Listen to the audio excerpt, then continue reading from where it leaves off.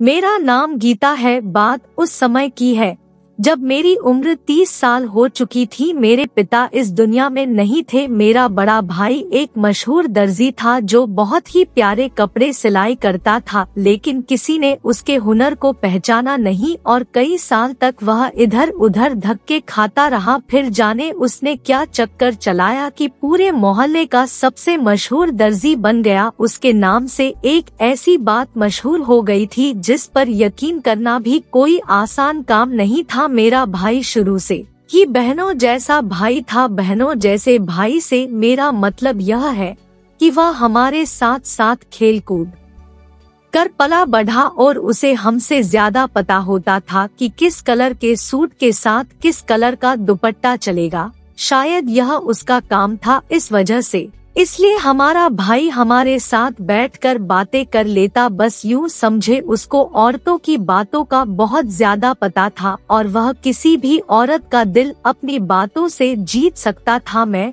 उसके साथ बैठ जाती, अपने दुख सुख की बात भी कर लेती तो दिल को बहुत सुकून मिलता। लेकिन कुछ दिनों से वह बहुत बदल गया था। उसके पास दूर दूर से लोग कपड़े सिलवाने आते थे। मेरे भाई ने घर में एक ऐसा कमरा बना रखा था जहां बैठकर वह सारी रात कपड़े सिलाई किया करता था, लेकिन इस कमरे में किसी को भी जाने की इजाजत नहीं थी। यहाँ तक कि सफाई करने के लिए भी वह हमें अंदर न आने देता, बल्कि अपने कमरे की सफाई खुद ही करता। कभी वह रात को भी वही सो जाता और हम खाना दरवाजे पर रख देते। उसकी हरकतों पर कभी कभी हमें गुस्सा आ जाता तो कभी रहम भी। आखिर यह बेचारा यह सब हमारे लिए ही कर रहा है, रात भर बैठकर कपड़े सीता है।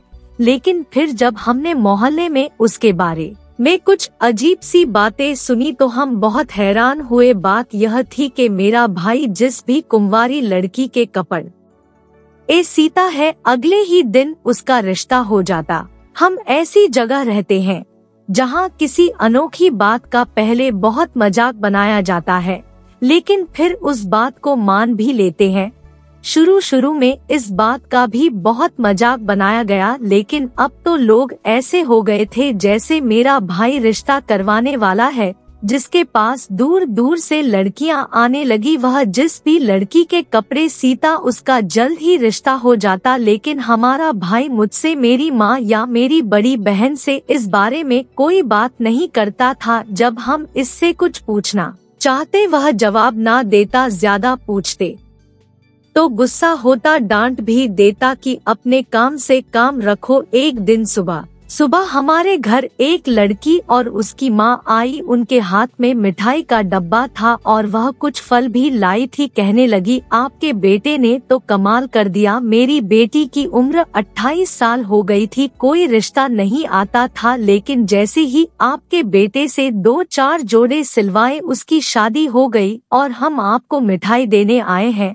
मैंने मिठाई का डब्बा लिया और साइड हो गई। चलो इसी बहाने मिठाई तो मिली, लेकिन मेरी माँ तो परेशान हो गई थी क्योंकि आए दिन यह लोग घर पर आते, कोई बधाई देने तो कोई उसके बारे में पूछने। मेरी माँ को यकीन था कि भाई कोई गलत काम कर रहा था, लेकिन इस काम में गलत काम की क्या गुंजाइश थी। वह तो सिर्फ कपड़े सीता था, लेकिन कपड़े सीने से किसी की शादी कैसे हो सकती है, यह बात मेरी समझ से बाहर थी। हम तो भाई से कुछ भी पूछते तो वह जवाब ना देता, लेकिन मेरे दिमाग में एक प्लान आ गया। मैंने अपनी दोस्त से कहा कि वह मेरे भाई से कपड़े सिलवाए। उसने कहा वह तो खुद ही कपड़े सिलवाना चाहती है, लेकिन तुम्हारा भाई टाइम ही नहीं दे रहा है। मैंने उससे कहा कि मैं उसकी थोड़ी सी सिफारिश लगा दूंगी, लेकिन उसे मुझे सब बताना होगा कि मेरे भाई ने उससे क्या बात की और मेरी दोस्त का रिश्ता कैसे हुआ, क्योंकि मेरी दोस्त भी मेरी उम्र की थी, उसकी शादी अभी तक नहीं हुई थी। मैंने अपने भाई से कहा कि भाई मेरी दोस्त आपसे कपड़े सिलवाना चाहती है। कहने लगा कि मेरे पास वक्त नहीं है, लिस्ट में बहुत से लोग हैं,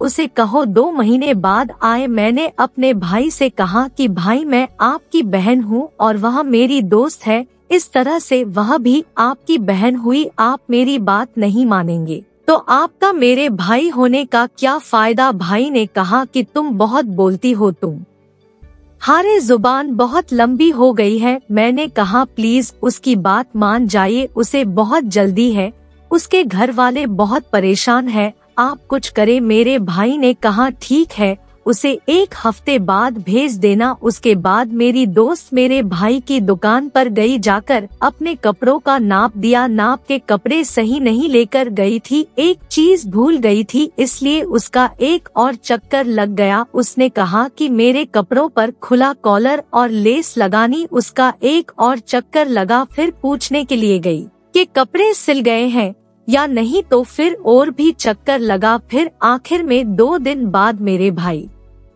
ने उसे कपड़े वापस कर दिए। भाई ने उसके अपनी दुकान पर 5 चक्कर लगवा दिए। मैंने अपने दोस्त को कहा कि अब यह कपड़े पहनो, क्योंकि मैंने सुना है जैसे ही कपड़े पहनते हैं रिश्ता आ जाता है। वह कहने लगी मुझे तो डर लग रहा है, पता नहीं क्या होगा। मैंने कहा इसमें डरने की क्या बात है, मुझे लगता है यह सब झूठ है, लोगों को पैसे देकर यह बात फैलाई है, ऐसा भी भला हो सकता है। मेरी दोस्त ने कहा मैं मंगलवार वाले दिन यह कपड़े पहनूंगी। उसने मंगलवार वाले दिन वह कपड़े पहने और पूरा दिन गुजर गया। शाम को उसकी कॉल आई, उसने जो मुझे बताया मेरे पैरों तले से जमीन निकल गई। उसने कहा कि मेरे लिए बहुत ही अच्छा रिश्ता आया है, मेरे घर वालों को भी रिश्ता पसंद आ गया और मुझे भी लड़का देखने में बिल्कुल हीरो जैसा है। यार तुम्हारा भाई तो जादूगर है, कमाल हो गया। आज ही मैंने यह सूट पहना और आज ही मेरा रिश्ता आ गया। वह तो एक ही सांस में बोलती चली जा रही थी, मुझे कुछ समझ नहीं आ रहा था कि यह कैसे हो सकता है। मैंने यह बात अपनी मम्मी को बताई, मेरी माँ तो सर पकड़कर बैठ गई। उनको तो यकीन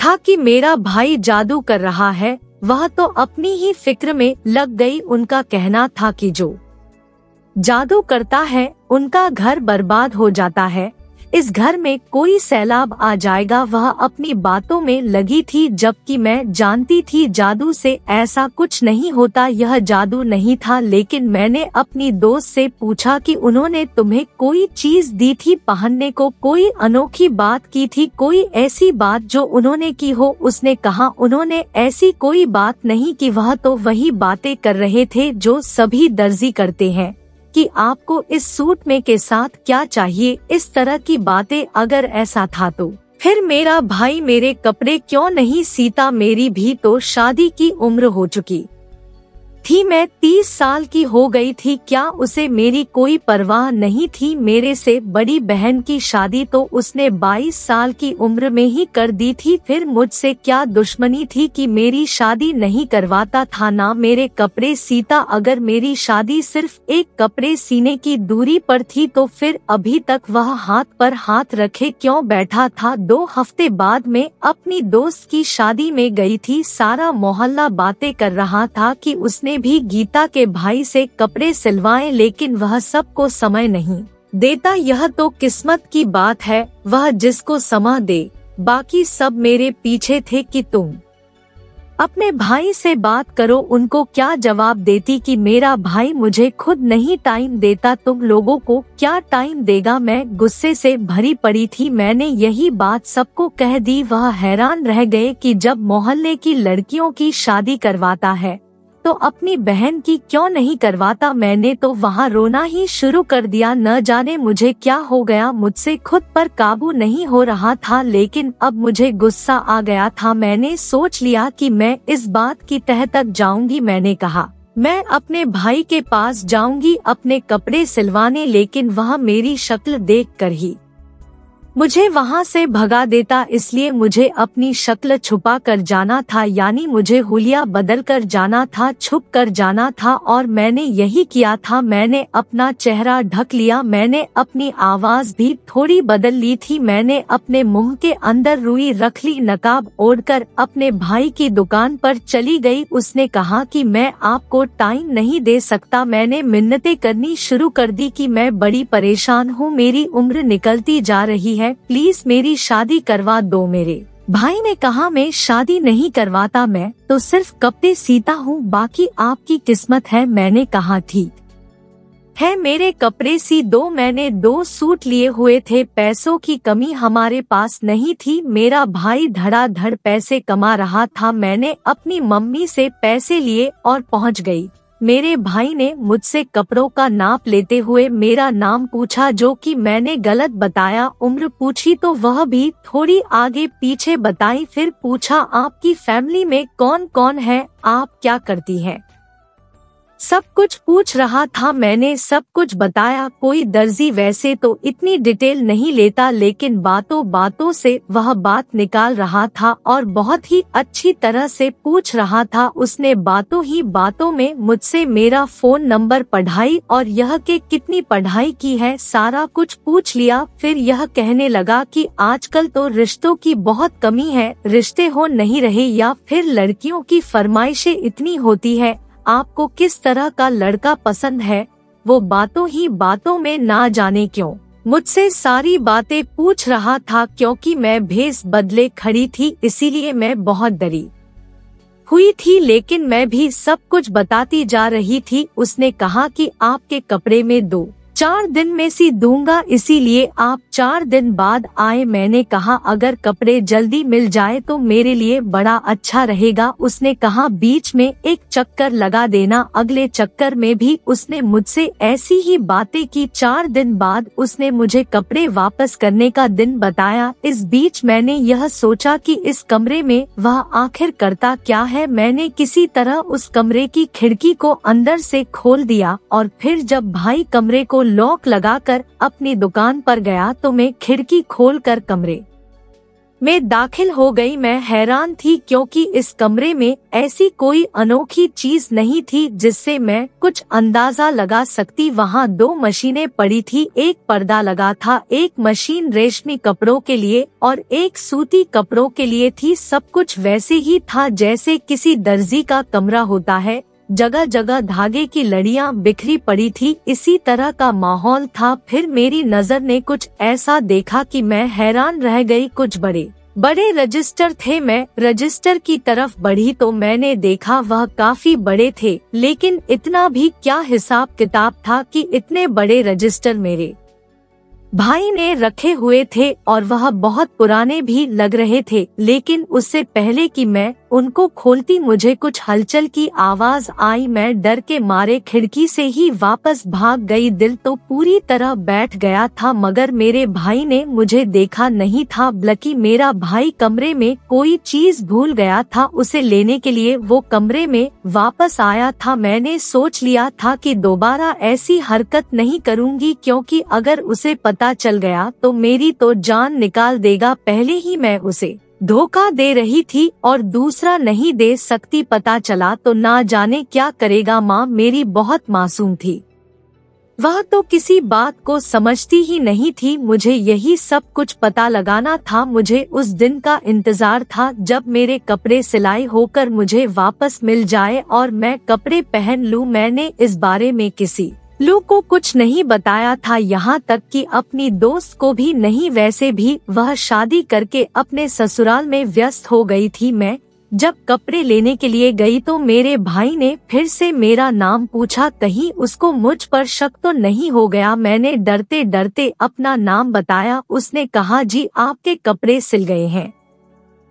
फिर मैंने वह कपड़े लिए और वहाँ से ऐसे भागी जैसे पीछे मुड़कर देखूंगी ही नहीं। मैंने कपड़े देखे, कपड़े तो बहुत अच्छे थे। मैंने सोचा मैं कपड़े पहन लूंगी, मुझे जल्दी तो बहुत थी, लेकिन मैंने भी मंगलवार के दिन को ही सही समझा। वैसे मंगलवार का दिन 2 दिन बाद था। 2 दिन बाद मैंने घर में बहुत ही नॉर्मल तरीके से अपनी रूटीन रखी कि मेरे भाई को बिल्कुल भी शक ना हो। वैसे भी वह कपड़े पहन कर मैं अपने भाई के सामने तो नहीं आ सकती थी। मंगलवार वाले दिन मैंने वह कपड़े पहन लिए। सुबह से शाम हो गई थी, कुछ भी ना हुआ। हमारे घर कोई भी ना आया। मैंने सोचा मेरी दोस्त ने भी रात में खबर दी थी, शायद कोई आता ही होगा। मैंने माँ से कहा कि घर को साफ रखने में मेरी मदद करे। जाने क्यों मुझे इस बात पर यकीन सा हो रहा था कि सब कुछ तैयार हो चुका है।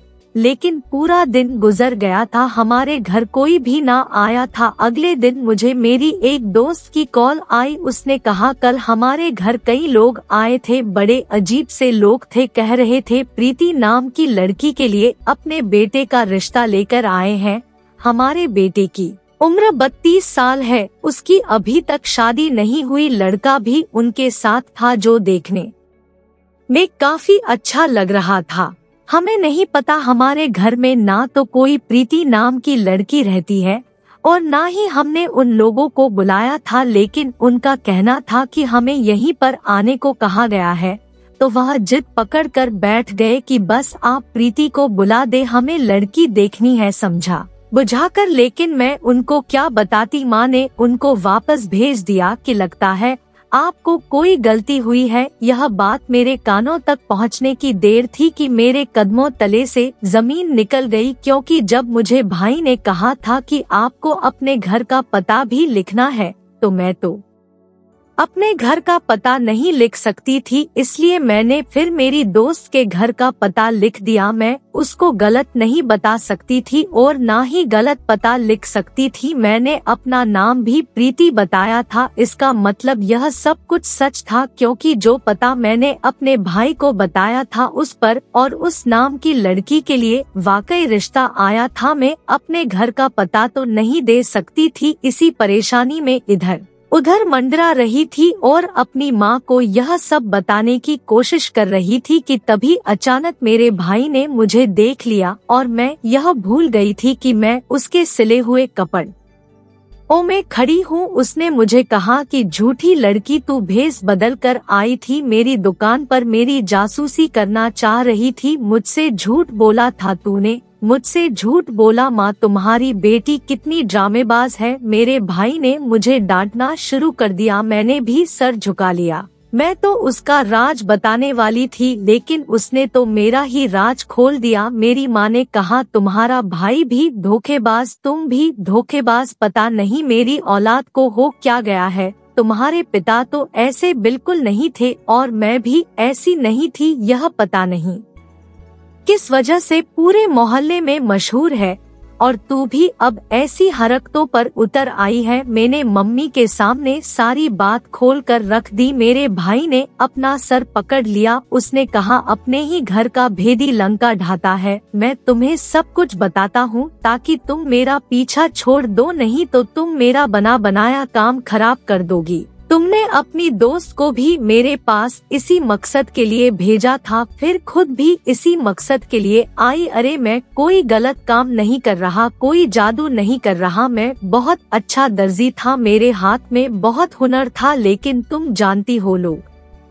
कदर नहीं करते। एक दर्जी ने मुझे अपनी दुकान पर 5 साल तक रखा, मेरे से ज्यादा काम करवाता, पैसे कम देता, मेरी वजह से उसकी दुकान चलती थी, लेकिन वह मेरी सैलरी पूरी नहीं देता था। मैंने भी सोच लिया था कि मैं अब अपना काम करूँगा, लेकिन दर्जियों के काम तब चलते हैं जब उनके नाम मशहूर होते हैं और दर्जी का नाम जल्दी से मशहूर नहीं होता, उसमें सालों लग जाते हैं। मेरा एक दोस्त है जिसने मैरिज ब्यूरो बना रखा है, उसका काम भी ठीक से नहीं चल रहा था, लेकिन उसके पास बहुत अच्छे अच्छे रिश्ते थे। मेरे पास जब भी कोई कुंवारी लड़की आती तो मुझे पता चल जाता कि वह शादीशुदा है या कुंवारी। बातों बातों में मैं उससे सब कुछ पूछ लेता। उसका नाम क्या है, उम्र कितनी है, कितनी पढ़ाई की है, खानदान कौन सा है, जात क्या है, शादी की किस जगह शादी करना चाहती है, किस तरह का लड़का पसंद है। यह मेरा तरीका था। औरतों से बात करने पर मैं उनसे सब कुछ उगलवा लेता था। औरतें मासूम होती है, बेवकूफ नहीं कहूँगा, लेकिन मासूम जरूर होती है, इसीलिए मेरी बातों में आ जाती है। दर्जी हो या दूध वाला, कभी कभी दुकानदार से भी बड़े खुले अंदाज में बातें कर लेती है, जैसे वह वाकई उनका रिश्तेदार लगता है। और मैं अक्सर मासूम लड़कियों को ही टारगेट किया करता था। जैसे ही मेरे भाई ने कहा टारगेट करता था, मेरी माँ का थप्पड़ मेरे भाई के मुंह पर आकर लगा। वैसे तो मेरा भाई मेरी माँ का मुंह देखता रह गया, लेकिन उसने मेरी माँ को नजरअंदाज किया, क्योंकि टारगेट करने से उसका यह मतलब नहीं था। फिर उसने अपनी बात जारी रखी, अगर मुझे लगता कि कोई औरत समझदार है तो मैं उसे कह देता कि मेरे पास समय नहीं है। मैं उनके कपड़े सीते हुए उनकी तहकीकात निकलवा लेता था। फिर इस तहकीकात के मुताबिक मैं अपने दोस्त को कहकर रिश्ता तलाश करवाता था। वह रिश्ता 2 दिन बाद उनके घर भेज देता। तो फिर जब उनको उनके मतलब की चीजें घर बैठे बिठाए मिलेगी तो वह मना क्यों करेंगे। अब आप लोगों को समझ आया कि मेरा काम करने का तरीका क्या है। अब मुझे भी समझ आ गया था। वह रजिस्टर मैंने भाई के कमरे में देखे थे, वह भी शायद शादी के लिए दोस्तों की जानकारी के थे। मेरे भाई ने कहा कि मैं यह बात किसी को बताना नहीं चाहता, इसलिए मैंने यह बात किसी को नहीं बताई। बल्कि बदतमीज बन गया कि लोग मुझसे ज्यादा सवाल न करे। मैं इस तरह रिश्ते करवाने वाला दर्जी मशहूर हो गया। मेरा काम बहुत धन्य रहा। मेरे दोस्त का काम भी चलने लगा। साल में उसको कहीं 10-12 ग्राहक भी मुश्किल से मिलते थे, लेकिन अब हर हफ्ते के बाद एक लड़की की शादी करवाता है। अगर हम सब यह ऐसा करते हैं तो इसमें बुरा ही क्या है। हमारा तरीका शायद थोड़ा अलग है, लेकिन हमारी नीयत बुरी नहीं है। माँ, तेरा बेटा लोगों के घर बसाता है, अब तेरा दिल कर रहा है तो मेरे मुंह पर दूसरा थप्पड़ भी मार ले। मेरी माँ ने सर झुका लिया। मेरे भाई के सर पर हाथ फेर कर उसको प्यार किया। फिर अपने भाई से कहा, अगर यह सब ऐसा है तो अभी तक मेरी शादी क्यों नहीं करवाई। मैं तेरी अपनी बहन थी ना। उसने कहा, पागल, मैं तेरे लिए एक अच्छा रिश्ता तलाश कर रहा था। तेरे लिए मुझे इस तरह से रिश्ता ढूंढ के करने की जरूरत नहीं थी। तेरे लिए तो मैं सबसे अच्छा रिश्ता ढूंढगा। अब बस तू समझ के तेरा भाई मुश्किलों में फंस गया था। हर दिन यही सोचता था कि बस आज काम कर लूंगा, यह कर लूंगा। बस यही करते करते इतना समय गुजर गया, लेकिन देर में भी कभी खैर होती है। मैंने तेरे लिए रिश्ता देख लिया है। मैं तेरी शादी धूमधाम से करूंगा। और तुम क्या सोचती थी कि मैं तुझे खाली हाथ विदा करूं। पहले तुम हारा दहेज भी तो बनवाना था, वही बनवाने में लगा हूँ। उस दिन बड़ी जासूस बनकर मेरे कमरे में आई थी, जरा पर्दे के पीछे भी देख लेती। तेरा दहेज ही तो पड़ा था। मैंने बस पर्दे के पीछे ही नहीं देखा था, क्योंकि मुझे वहाँ तो कपड़े ही नजर आ रहे थे, इसीलिए मैंने सोचा कि वहाँ तो बस कपड़े ही होंगे। खैर, भाई की बात सुनकर मैंने भी सर झुका लिया। मेरे भाई ने मेरे सर पर हल्का सा थप्पड़ मारा और कहा, आगे से इस तरह की कोई हरकत ना करना और अब शादी की तैयारियां करे। जो भी तुम्हें चाहिए मुझे लिस्ट बनाकर दो, मैं तुम्हारे लिए ले लूंगा। मेरी आंखों में खुशी के आंसू आ गए। मेरी माँ ने हम दोनों को प्यार किया। मेरा भाई ठीक कहता था, उसका तरीका शायद अजीब था, लेकिन फिर भी वह लोगों की शादी करवा रहा था। आजकल के टाइम में बेटी का रिश्ता करना इतना मुश्किल हो चुका है कि जिसकी कोई हद नहीं है। ऐसा नहीं है कि सिर्फ रिश्ते कम हैं या लोग पैसे दौलत के पीछे भाग रहे हैं। आजकल लड़कियां भी तो अपनी पसंद से शादी करना चाहती है। मैं यह सर उठाकर कह सकती हूँ कि मुझे मेरे भाई पर गर्व है। वह जो भी कर रहा है अच्छा कर रहा है।